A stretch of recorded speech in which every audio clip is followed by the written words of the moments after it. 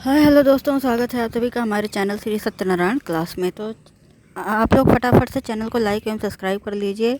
हम आज जो है सीटीपी की महत्वपूर्ण क्लास आप लोगों के लिए लेकर के आए हुए हैं, जो सीटेट के लिए एकदम ही महत्वपूर्ण है, क्योंकि इसके क्वेश्चन एग्ज़ाम में ज़रूर आते हैं। और फटाफट आप लोग इसे लाइक एवं सब्सक्राइब एवं शेयर कर लीजिए। चलिए शुरू करते हैं आज की क्लास। तो हमारा आज का पहला क्वेश्चन है, एक शिक्षक कक्षा में प्रश्न पूछते समय केवल उन्हीं विद्यार्थियों को अवसर देता है जो सही उत्तर देते हैं। कुछ समय बाद अन्य विद्यार्थी उत्तर देने से बचने लगते हैं। इस स्थिति में शिक्षक को सबसे पहले क्या करना चाहिए? तो इसका पहला ऑप्शन जो हो जाएगा, केवल मेधावी विद्यार्थियों को पढ़ाना जारी रखें, उत्तर न देने वाले विद्यार्थियों को दंड दें, सभी विद्यार्थियों को सोचने एवं उत्तर देने के समान अवसर दें, केवल लिखित कार्य पर ध्यान दें। अब सीटेट के क्वेश्चन जो होते हैं वो इतने बड़े बड़े आते हैं कि एक स्क्रीन पर दिखाना, उसको छोटा करना ये संभव नहीं हो पाता है जल्दी से। तो हम आप लोगों के लिए थोड़ी सी छोटा कर देते हैं स्क्रीन, और आप लोग इसे फटाफट से पढ़ लीजिए, इसका आंसर दीजिए। तो इसका राइट आंसर जो हो जाएगा, सभी विद्यार्थियों को सोचने और उत्तर देने के समान अवसर को सभी विद्यार्थियों ने देना चाहिए। नेक्स्ट नंबर का क्वेश्चन है हमारा, एक बच्चा अपने मित्रों के साथ चर्चा करके कठिन प्रश्न आसानी से हल कर लेता है, जबकि अकेले नहीं कर पाता है। यह किस सिद्धांत का उदाहरण होता है? तो पहला ऑप्शन है वाइगोत्स्की का सामाजिक सांस्कृतिक सिद्धांत, स्किनर का क्रिया प्रसूत, पावलोव का शास्त्रीय अनुबंधन, या फिर थॉर्नडाइक का प्रभाव का नियम। अब जैसा कि इस क्वेश्चन में बताया गया है कि बच्चा जो है अपने मित्रों के साथ चर्चा करके या फिर टीचर की सहयोग लेकर के भी कार्य करता है, तो वह पाढ़ के अंतर्गत आता है। और पाढ़ जो होता है ZDP यानी कि वाइगोत्स्की साहब का होता है। तो इसमें भी यही कहा गया है कि वह मित्रों के साथ चर्चा करके कठिन प्रश्नों को हल कर लेता है, लेकिन वह बिना चर्चा बिना सहयोग के अकेले नहीं हल कर पाता है। तो यही तो हुआ कि मतलब कि वो सहायता ले रहा है मित्रों के साथ चर्चा करके, मतलब कि वो हल कर लेगा तभी तो वो सहायता लेगा, तो वो पाढ़ के अंतर्गत आ जाता है। तो इसका राइट आंसर जो हो जाएगा वाइगोत्स्की का सामाजिक सांस्कृतिक सिद्धांत। चलते हैं अपने नेक्स्ट क्वेश्चन पर। नेक्स्ट क्वेश्चन है हमारा, एक शिक्षक जो होता है वह बच्चों से कहता है कि वे किसी समस्या के कई संभावित समाधान को सोचें। शिक्षक मुख्य रूप से किस प्रकार से सोच को विकसित कर रहा है छात्रों में? मतलब कि एक ही चीज़ के कई प्रकार, जैसे कि हमने कहा कि इसके कहने का मतलब ये होता है कि मतलब जैसे हमने आम के पेड़ पर जो है 5-6 लाइन लिखने के लिए बच्चों से कहा, तो अब सभी बच्चे एक ही प्रकार के तो लिखेंगे नहीं, सभी बच्चे जो होता है अलग अलग प्रकार से लिखेंगे और अलग अलग अपनी व्याख्याओं को प्रस्तुत करेंगे। तो इसमें जो अलग अलग कई प्रकार से जो होता है, इसी को हम अपसारी चिंतन कहते हैं। अपसारी चिंतन मतलब डाइवर्जेंट थिंकिंग, मतलब कि एक ही चीज़ का कई प्रकार से उत्तर देना, यही होता है अपसारी चिंतन। इसमें भी यही कहा गया है कि किसी समस्या में कई संभावित समाधान सोचें, मतलब कि एक से ज़्यादा, 3 या 4 या 5, इससे अधिक। तो राइट आंसर जो हो जाएगा तीसरे का, वो बी वाला बिल्कुल करेक्ट हो जाएगा। अब चलते हैं नेक्स्ट नंबर के क्वेश्चन पर। हमारा नेक्स्ट क्वेश्चन है, समावेशी कक्षा। समावेशी कक्षा में किसी दिव्यांग विद्यार्थी की सहायता करने का सबसे उचित तरीका क्या है?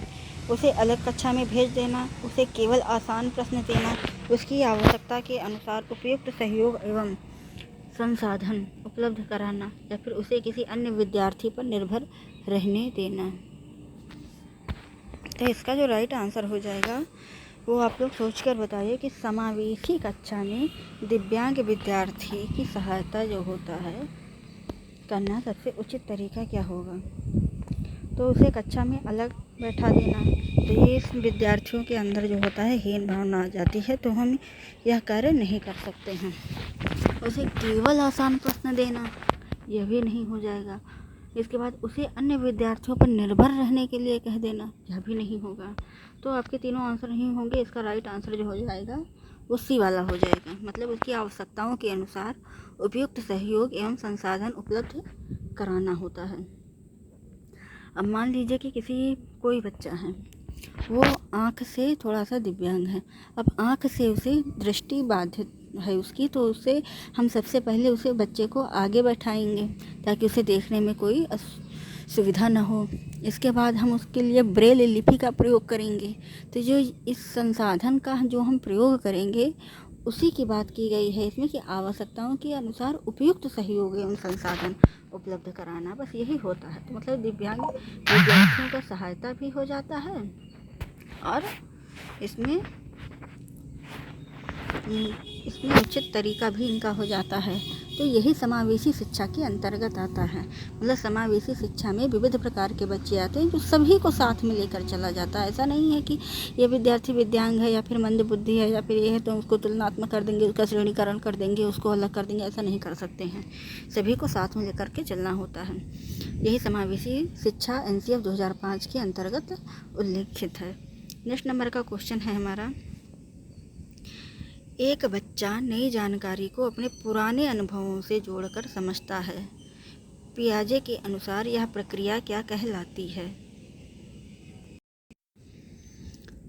आत्मसातीकरण, समायोजन, परिपक्वता अर्थात मैचुरेशन या फिर पुनर्बलन यानी कि रेनफोर्समेंट।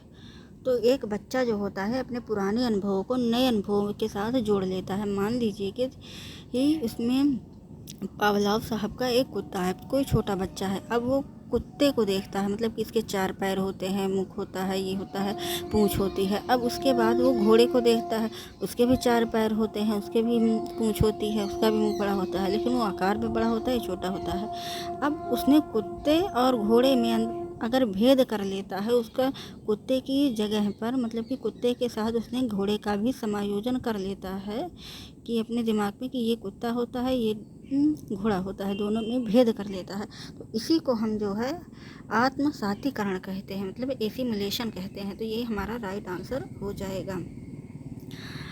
और समायोजन जो होता है, समायोजन मतलब कि पुरानी जानकारी में बिना किसी भेद और बदलाव के उसमें जोड़ना ही समायोजन कहलाता है। तो इसका राइट आंसर जो हो जाएगा वो आत्मसातीकरण हो जाएगा। चलते हैं अपने नेक्स्ट क्वेश्चन पर। हमारा नेक्स्ट नंबर का क्वेश्चन है, यदि शिक्षक विद्यार्थियों को सीखने की प्रक्रिया में अपनी प्रगति पर स्वयं विचार करने के लिए प्रेरित करता है तो वह मुख्य रूप से किसका विकास कर रहा है? रटने की क्षमता पर, मेटा कॉग्निशन पर, अनुकरण पर या फिर पुरस्कार आधारित अधिगम पर? तो एक शिक्षक है मान लीजिए, तो विद्यार्थियों को सिखाने की प्रक्रिया में अपनी प्रगति पर स्वयं विचार करने के लिए प्रेरित कर रहा है। तो यह क्या होता है कि अगर स्वयं विचार बच्चा करेगा कि हमने कहाँ पर गलतियाँ की है या फिर हमने कहाँ पर हमसे भूल हो गई है, इसको का जो पढ़ा जाता है आ की मात्रा लगा के ये भाषा का उच्चारण गलत हो गया, इस प्रकार से सोचने पर स्वयं प्रेरित कर रहा है शिक्षक। तो उसको जो है हम मेटा कॉग्निशन यानी कि अधिसंज्ञान के अंतर्गत रखते हैं। मतलब कि वह बच्चा में जो है अधिसंज्ञान को जगाने की कोशिश कर रहा है। अधिसंज्ञान के अंतर्गत आता है, मतलब मेटा कॉग्निशन का अर्थ ही होता है अधिसंज्ञान। तो इसमें स्वयं प्रेरित कर रहा है विद्यार्थियों के अपने आप से प्रेरित हो, तो ये मेटा कॉग्निशन के अंतर्गत आता है। ना ही रटने की क्षमता पर, ना ही अनुकरण पर, ना ही पुरस्कार आधारित पर। किसी भी बच्चे को पुरस्कार आधारित अधिगम नहीं सिखाया जा सकता, ना ही रटने पर, ना ही अनुकरण यानी कि नकल पर। तो इसका राइट आंसर जो हो जाएगा बी वाला बिल्कुल करेक्ट हो जाएगा। 7 नंबर के क्वेश्चन पर चलते हैं। 7 नंबर का हमारा क्वेश्चन है, एक शिक्षक प्रत्येक विद्यार्थियों की गति, रुचि और क्षमता के अनुसार अलग अलग गतिविधियां देता है, यह किस सिद्धांत पर आधारित है? तो यह जो है समान शिक्षण पर, व्यक्तिगत भिन्नता पर, कठोर अनुशासन पर या फिर दंड सिद्धांत पर। तो जैसा कि आप लोगों को क्वेश्चन पढ़ने से ही पता चल गया होगा कि इसमें लिखा है कि प्रत्येक विद्यार्थी की गति, रुचि और क्षमता के अनुसार अलग अलग गतिविधियां देता है। मतलब कि इस समावेशी शिक्षा के अंतर्गत जो होता है, सारे विद्यार्थी एक तरीके से नहीं आते, वे विभिन्न प्रकार के हमारे विद्यालय में बच्चे आते हैं। अब जैसे कि कोई दिव्यांग हो गया, कोई मंद बुद्धि का हो गया, कोई तीव्र प्रखर बुद्धि का हो गया, तो सारे बच्चे जो होते हैं एक जैसे नहीं होते हैं, सभी बच्चे प्रतिभाशाली होते हैं। ऐसा भी नहीं कहा जा सकता है। तो सभी बच्चों को गुणवत्ता को देखते हुए शिक्षक जो होता है उनकी रुचि, गति और क्षमता के अनुसार अलग अलग गतिविधियां देता है। तो यह किस सिद्धांत में आएगा? तो यह व्यक्तिगत भिन्नता में आएगा। मतलब कि व्यक्तियों के अनुसार भिन्न भिन्न देना व्यक्तिगत भिन्नता के अंतर्गत आता है। तो ना ही यह समान शिक्षण में आएगा, ना कठोर अनुशासन में, ना ही दंड सिद्धांत में। तो इसका राइट आंसर जो हो जाएगा बी वाला बिल्कुल करेक्ट हो जाएगा। 7 का बी वाला। 8 नंबर के क्वेश्चन पर चलते हैं। 8 नंबर का क्वेश्चन है हमारा, कोहल वर्ग के अनुसार नैतिक विकास का सबसे उच्च स्तर किस प्रकार के निर्णय पर आधारित होता है? तो कोहल वर्ग साहब जो होते हैं वो 4 प्रकार का अपना नैतिक मूल्य सिद्धांत प्रयोग करते हैं। अच्छा, कोहल वर्ग साहब ने एक आलोचना भी की है, वो है महिलाओं के ऊपर उन्होंने आलोचना की। ये सीटेट में 2019 के पेपर में आया हुआ था कि इन्होंने आलोचना किस पर की है, तो ये महिलाओं पर की हुई है। और इनका ऑप्शन क्या हो जाएगा? दंड के भय पर, पुरस्कार की अपेक्षा पर, सामाजिक स्वीकृति पर या फिर सार्वभौमिक नैतिक सिद्धांतों पर। तो इनका नैतिक विकास का सबसे अंतिम स्तर जो होता है, उच्च स्तर को ही हम अंतिम स्तर बोलते हैं। तो मतलब कि ये जो होता है ये सार्वभौमिक नैतिक सिद्धांतों के अंतर्गत आता है, यानी कि 8 नंबर का डी वाला आंसर बिल्कुल राइट हो जाएगा। तो इसमें सार्वभौमिक जो होता है, मतलब कि इसमें ये होता है कि जो दवा चुराई थी उसने अपने पत्नी के लिए, एकदम सही निर्णय ले पाया कि हम दवा नहीं चुराएंगे, पत्नी मरे या जिए चाहे जो हो, समाज क्या कहेगा, इसका एकदम सही सटीक लास्ट स्टेज पर जो निर्णय लिया था वही इसमें हो पाएगा। यहाँ तक सभी न्यायाधीश जो है नहीं पहुँच पाते हैं और सार्वभौमिक सिद्धांत जो होता है वो लास्ट वाला हो जाता है। तो सार्वभौमिक सिद्धांत के अंतर्गत सबसे उच्च स्तर का निर्णय आधारित होता है। तो 8 का डी वाला आंसर राइट हो जाएगा। चलते हैं नेक्स्ट नंबर के क्वेश्चन पर। नेक्स्ट नंबर का क्वेश्चन है हमारा, एक बच्चा पहले गलती करता है, फिर प्रयास करते सही उत्तर तक पहुंच जाता है। यह सिद्धांत किस पर का उदाहरण होता है? तो यह जो होता है, मतलब कि एक बच्चा है वो गलतियां कर रहा है, अपने आप गलतियां करते वह सही उत्तर की ओर पहुंच ही जाता है, अपने आप ही पहुंच जाता है। तो वह क्या हो जाएगा?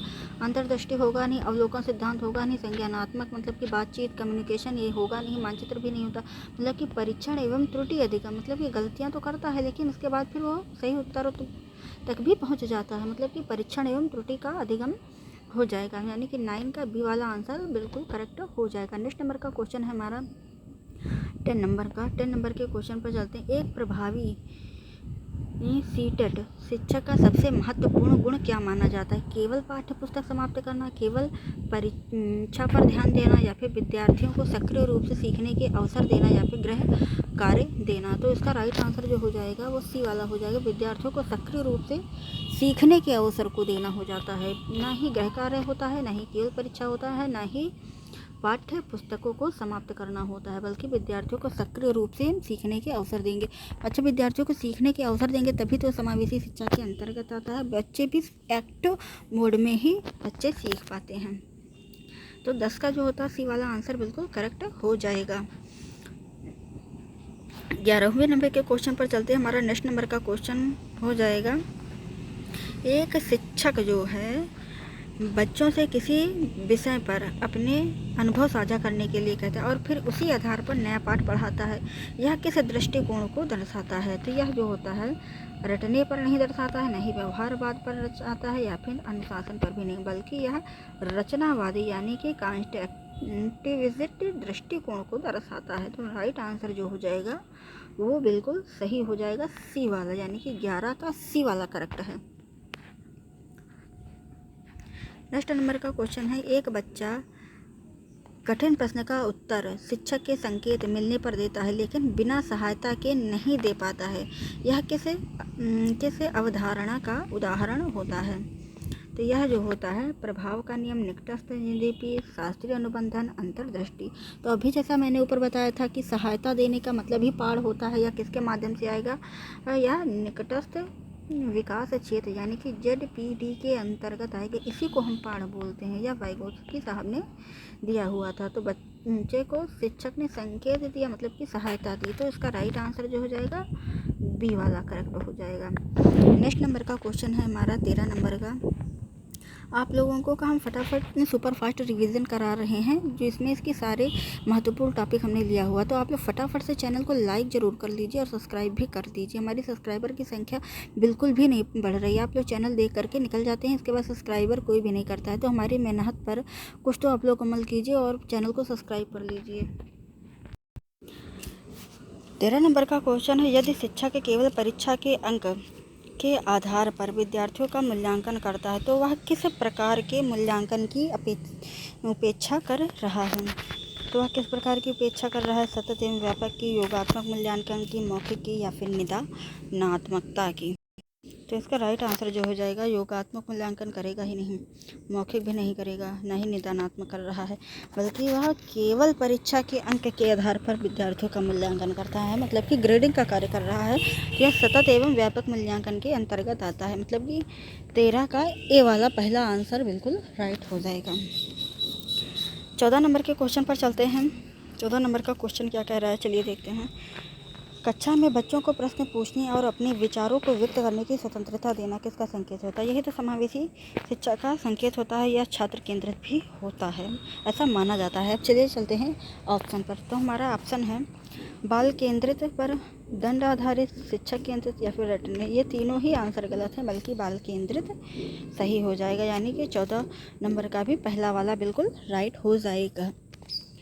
नेक्स्ट नंबर का क्वेश्चन है हमारा 15 नंबर का। एक बच्चा दूसरे को देखकर नया व्यवहार सीखता है, यह किसका सिद्धांत है। स्किनर का, बंडूरा का, पियाजे का, या फिर कोहलबर्ग का। तो मान लीजिए कि कोई बच्चा है, वह जो है दूसरों को देखकर मतलब कि अनुकरण के माध्यम से नकल कर वह नया व्यवहार करना सीख लेता है। छोटे बच्चे तो यही करते हैं कि कोई माता पिता जैसे कोई चीज़ बोल रहे हैं या फिर कह रहे हैं तो छोटा बच्चा तो वही करेगा जो देखता है। तो हम छोटे बच्चे जो होते हैं अनुकरण के अंतर्गत ही कार्य करते हैं। तो यह किसका सिद्धांत होता है, या बंडूरा साहब का सिद्धांत होता है।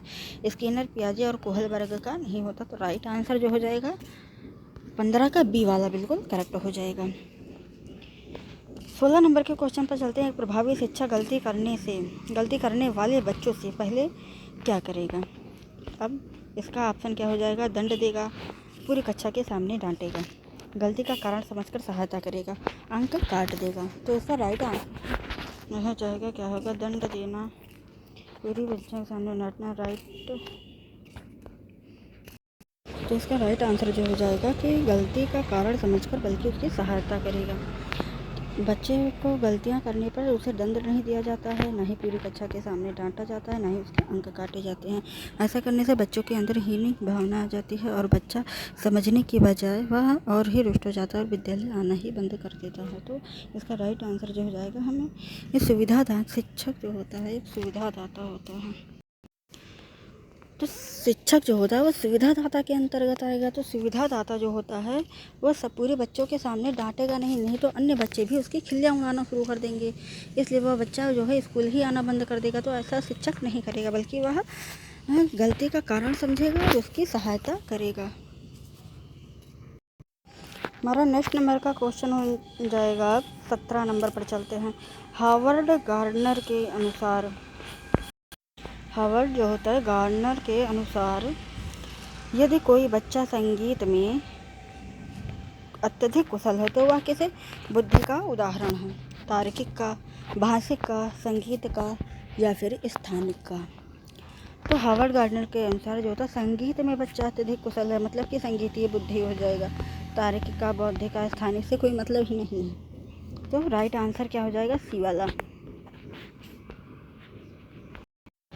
मतलब कि संगीतीय बुद्धि का इसमें पूछा गया था। संगीत में अत्यधिक कुशल है तो वह संगीतीय बुद्धि से रिलेटेड हो जाएगा, मतलब कि सी वाला आंसर ही बिल्कुल राइट हो जाएगा। हमारा नेक्स्ट नंबर का क्वेश्चन है 18 नंबर का।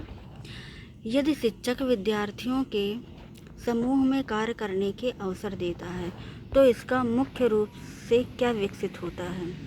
तो इससे मुख्य रूप से क्या विकसित होगा, मतलब कि समूह के रूप में विद्यार्थियों का गुट बनाकर कार्य करा रहा है, तो इसमें विद्यार्थियों में क्या विकसित होगा? सामाजिक कौशल, केवल स्मृति, अनुशासन का भय, प्रतियोगिता। ये तीनों ही नहीं होंगे, जबकि सामाजिक कौशल का विकास हो जाएगा। जब बच्चा एक साथ दूसरों के साथ कम्युनिकेशन के माध्यम से समूह में कार्य करता है तो संज्ञानात्मकता का विकास होता है। बच्चे में बोलने चाले मित्रता की भावना जो होती है बढ़ जाती है, जिससे सामाजिक कौशल का विकास होता है। तो राइट आंसर जो हो जाएगा ए वाला बिल्कुल करेक्ट होगा। आज हम 30 क्वेश्चन आप लोगों के लिए लाए हैं। आप लोग कमेंट बॉक्स में ज़रूर बताइएगा कि आप लोगों को हमारी क्लास कैसी लगी और कितने क्वेश्चन आप लोगों के सही हुए। नेक्स्ट नंबर का क्वेश्चन है 19 नंबर का, समावेशी शिक्षा का मूल्य उद्देश्य क्या है? तो समावेशी शिक्षा का मूल्य उद्देश्य अभी जैसा हमने ऊपर बताया था कि सभी बच्चों को समान अवसर देना, यही समावेशी शिक्षा के अंतर्गत आता है। दिव्यांग बच्चों को अलग करना, मेधावी बच्चों को आगे बढ़ाना, अलग विद्यालय बनाना, हम किसी को भी नहीं छोड़ सकते हैं, बल्कि सभी को एक साथ एकजुट में रखते हैं। तो यही होता है समावेशी शिक्षा में समान अवसर। तो 19 नंबर में राइट आंसर कौन सा हो जाएगा? बी वाला बिल्कुल करेक्ट होगा। नेक्स्ट नंबर पर चलते हैं 20 नंबर के क्वेश्चन पर। ब्लूम के संशोधित वर्गीकरण में सबसे उच्च स्तर कौन सा है? तो ब्लूम साहब में सबसे उच्च स्तर कौन सा है? चलिए देखते हैं ऑप्शन में। समझना, लागू करना, मूल्यांकन और सृजन करना। तो समझना जो होता है ब्लूम के अंतर्गत नहीं आता है, ना ही लागू करना आता है, ना ही मूल्यांकन करना आता है, बल्कि ये तीनों ही गलत हो जाएंगे। बल्कि सृजन करना यही आता है। खोज, परख, अनुकरण का मतलब जो होता है सृजन करना, जो हम ग्रहण करते हैं, यही आता है ब्लूम के अंतर्गत। तो राइट आंसर जो हो जाएगा डी वाला करेक्ट हो जाएगा। 21 नंबर के क्वेश्चन पर चलते हैं। 21 नंबर का क्वेश्चन क्या कहता है? शिक्षक बच्चों से किसी समस्या में अनेक समाधान सोचने को कहता है। चलिए वह किस प्रकार की सोच है? मतलब कि अनेक प्रकार से, अभी जैसा कि हमने ऊपर के क्वेश्चन पर बताया था कि यह डाइवर्जेंट का क्वेश्चन है, मतलब कि अपसारी चिंतन के अंतर्गत आएगा। और अभिसारी वो होता है जो एक ही आंसर होता है कि इसका एक ही मेथड के अलावा हम दूसरा किसी भी मेथड से उसको सॉल्व नहीं कर सकते हैं। मतलब कि 2 का स्क्वायर जो होगा वो 4 ही होगा, यही इसका राइट आंसर होगा, इसके अलावा नहीं हो सकता है। तो यही होता है अभिसारी चिंतन, जबकि राइट आंसर जो हो जाएगा वो अपसारी चिंतन होगा, क्योंकि अनेक संसाधन के बारे में सोचने के लिए कहता है। तो 21 का राइट आंसर कौन सा हो जाएगा? बी वाला बिल्कुल करेक्ट हो जाएगा। नेक्स्ट नंबर के पर चलते हैं 22 नंबर पर। यदि कोई बच्चा बार बार असफल होने पर प्रयास करना ही छोड़ देता है तो शिक्षक को क्या करना चाहिए? दंड देना चाहिए, अनदेखा करना चाहिए, प्रोत्साहन एवं उचित मार्गदर्शन देना चाहिए, फिर कक्षा के बाहर भेज देना चाहिए। तो इसका राइट आंसर जो हो जाएगा प्रोत्साहन एवं उचित मार्गदर्शन देना चाहिए कि बच्चे ने कहाँ पर गलती की है। अगर हम उसे प्रोत्साहन नहीं देंगे तो वह बच्चा अंदर से टूट जाएगा और उसको दोबारा वह कोशिश करने से भी कतराएगा। तो हमें बच्चों के साथ ऐसा नहीं करना है, बल्कि हमें इससे कहना है आपने बहुत अच्छा ही परिणाम किया, इससे थोड़ा सा और मेहनत कर लीजिए तो आप सबसे टॉप लेवल पर पहुँच जाएंगे। ये बच्चे के साथ करना है। तो प्रोत्साहन एवं उचित मार्गदर्शन ही इसका राइट आंसर हो जाएगा। नेक्स्ट नंबर का क्वेश्चन है हमारा 23 नंबर का। कोहलबर्ग का सिद्धांत किससे संबंधित होता है? तो कोहलबर्ग साहब, जैसा कि अभी ऊपर बताया हुआ था, उनके 4 जो होते हैं नैतिक मूल सिद्धांत होते हैं। तो भाषा विकास, नैतिक विकास, शारीरिक एवं भावात्मक। तो कोहलबर्ग का जो होता है वो नैतिक विकास के अंतर्गत आता है, मतलब कि 23 का बी वाला आंसर करेक्ट हो जाएगा। और भाषा विकास ये तो वाइगोत्स्की में या चॉम्स्की में आ जाएंगे, ये सभी में आ जाएंगे, क्योंकि नैतिक विकास कोहलबर्ग के अंतर्गत आता है, मतलब कि 23 का बी वाला आंसर करेक्ट हो जाएगा। नेक्स्ट क्वेश्चन पर चलते हैं। हमारा नेक्स्ट क्वेश्चन हो जाएगा, हम फटाफट सुपर फास्ट स्पीड में चल रहे हैं और आप लोग जो है हमारे चैनल को लाइक ज़रूर कर दीजिएगा। चलिए चलते हैं नेक्स्ट नंबर के क्वेश्चन पर। नेक्स्ट नंबर का क्वेश्चन कहता है हमारा, पियाजे के अनुसार तार्किक सोच का विकास मुख्य रूप से किस अवस्था में होता है? संवेदीगामक में, पूर्व संक्रियात्मक में, या फिर मूर्त संक्रियात्मक में, या फिर औपचारिक संक्रियात्मक में? तो पियाजे जो होता है उनका तार्किक सोच का विकास मुख्य रूप से किस अवस्था में होगा? तो ये चारों ही अवस्थाएं जो होती हैं ये पियाजे की होती हैं। पहली वाली संवेदीगामक जो होती है ये 0 से 2 वर्ष के लिए होती है। पूर्व संक्रियात्मक 2 से 7 वर्ष के लिए होती है। मूर्त वाली जो होती है 7 से 11 वर्ष होती है। औपचारिक जो होती है 11 से जो होती है वह 18 तक होती है। तो ये होती है किशोरावस्था होती है।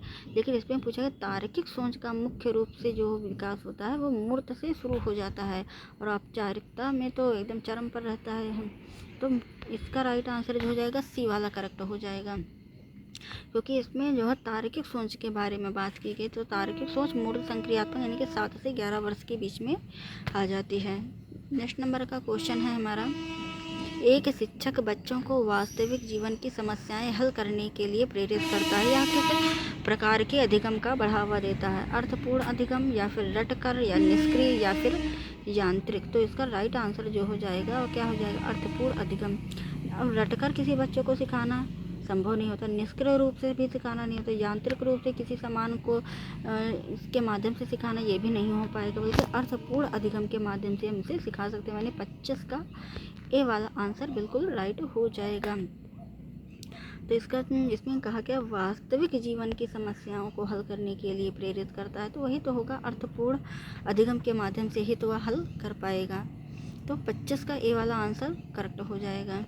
चलते हैं नेक्स्ट क्वेश्चन पर। नेक्स्ट क्वेश्चन है हमारा 26 नंबर का, शिक्षक द्वारा समय समय पर बच्चों को प्रतिक्रिया अर्थात फीडबैक देना क्यों आवश्यक होता है? तो शिक्षक द्वारा जो होता है समय समय पर बच्चों को फीडबैक देना इसलिए आवश्यक होता है कि, चलिए ऑप्शन पढ़ते हैं, केवल अंक के लिए, सीखने में सुधार के लिए, अनुशासन बनाए रखने के लिए या फिर गृह कार्य के लिए। ये भी गलत हो जाएगा, ये भी गलत हो जाएगा, ये भी गलत हो जाएगा। मतलब कि ना तो अंक देने के लिए करेंगे, ना ही अनुशासन के लिए करेंगे, ना ही गृह कार्य को बढ़ाने के लिए करेंगे, बल्कि हम किस लिए करेंगे? सीखने में सुधार के लिए। बच्चे ने आज तक क्या सीखा है, क्या नहीं सीखा, यही तो हम फीडबैक के अंतर्गत रखते हैं कि बच्चे ने क्या सीखा है, क्या नहीं सीखा है, ये तो वो सीखने का आकलन के अंतर्गत आएगा। तो बच्चों की प्रतिक्रिया जो होता है ये सबसे महत्वपूर्ण टॉपिक होता है कि सीखने में सुधार के लिए ही हम फीडबैक देते हैं। तो 26 का बी वाला आंसर बिल्कुल करेक्ट हो जाएगा। तो 26 में बी वाला आंसर लगा लेते हैं, बी वाला आंसर करेक्ट हो जाएगा आप लोगों का। अब चलते हैं नेक्स्ट नंबर के क्वेश्चन पर। हमारा नेक्स्ट नंबर था 27वां नंबर का क्वेश्चन है, व्यक्तिगत भिन्नता को ध्यान में रखते हुए शिक्षक को क्या करना चाहिए? तो शिक्षक को जो है अलग अलग आवश्यकताओं के अनुसार शिक्षण कराना चाहिए। इसका राइट आंसर हो जाएगा, यानी कि सी वाला। आप सभी को समान कार्य देंगे, ये नहीं करना है। और तेज विद्यार्थियों पर ध्यान देना, कमज़ोर को अलग कर देना, अलग बैठाना, ये भी नहीं। अलग अलग आवश्यकताओं के अनुसार, क्योंकि क्वेश्चन में लिखा है व्यक्तिगत भिन्नताओं को ध्यान में रखते हो। तो व्यक्तिगत भिन्नता मतलब कि भिन्न भिन्न है, तो वो आवश्यकताओं का शिक्षण भी तो भिन्न भिन्न होगा। तो इसका राइट आंसर जो हो जाएगा सी वाला बिल्कुल करेक्ट हो जाएगा।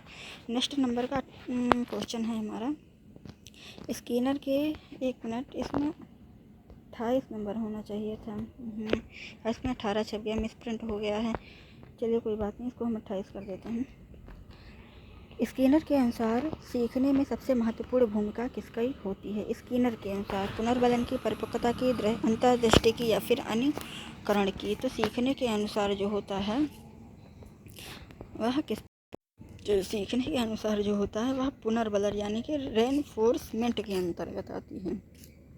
परिपक्वता, अंतर्दृष्टि, अनुकरण, नकल करके सीखना, ये सभी नहीं आते हैं, बल्कि राइट आंसर ए हो जाएगा 28वें का। इसके बाद 29 नंबर के क्वेश्चन पर चलते हैं। यदि कोई बच्चा सीखने की प्रक्रिया की स्वयं निगरानी करता है तो यह क्या कहलाता है? तो बच्चा है अगर सीख रहा है और स्वयं ही निगरानी भी कर रहा है तो यह क्या कहलाएगा? परीक्षण त्रुटि, पुनर्बलन, मेटाकॉग्निशन या फिर अनुकरण? तो ये क्वेश्चन हम आप लोगों को होमवर्क के रूप में दे रहे हैं। आप लोग कमेंट बॉक्स में ज़रूर बताइएगा कि बच्चा सीखने की प्रक्रिया में स्वयं की निगरानी को क्या कहा जाता है? अनुकरण, मेटाकॉग्निशन, पुनर्बलन, त्रुटि एवं परीक्षण। इसका राइट आंसर आप लोग कमेंट बॉक्स में ज़रूर लिखिएगा, भूलिएगा मत। तब तक हम आज का हमारा सेक्शन जो है 30 क्वेश्चन पर है। नेक्स्ट वाले क्वेश्चन पर चलते हैं। नेक्स्ट का क्वेश्चन है हमारा सीटेट के अनुसार एक अच्छा शिक्षक वह है जो, कौन सा है भाई? चलिए देखते हैं। केवल पाठ्यक्रम को पूरा करे, गलत। केवल परीक्षा पर ध्यान दे, गलत। केवल होशियार, केवल वाले जितने होते सारे नेगेटिव टॉप वर्ड होते हैं, ये सभी गलत होते हैं। और केवल वाले ऑप्शन आप लोग काट दिया करिए सीटेट के लिए। इसमें जो राइट आंसर हो जाएगा सी वाला हो जाएगा, यानी बच्चों को सक्रिय, ये सहभागी, आनंददायक वातावरण में सीखने के अवसर देना ही क्या होता है? शिक्षक के लिए सबसे अच्छी महत्वपूर्ण पाठ्यक्रम वाला शिक्षक माना जाता है। तो ये था आज का हमारा महत्वपूर्ण टॉपिक। आप लोगों को हमारी क्लास कैसी लगी कमेंट बॉक्स में ज़रूर बताइएगा, और हमारे चैनल को लाइक एवं सब्सक्राइब ज़रूर करिएगा। और जो हमने 29 नंबर का एक क्वेश्चन आप लोगों को होमवर्क में दिया है, उसका राइट आंसर आप लोग कमेंट बॉक्स में लिखना बिल्कुल भी मत भूलिएगा। चलिए आज की क्लास यहीं पर समाप्त करते हैं। Bye bye.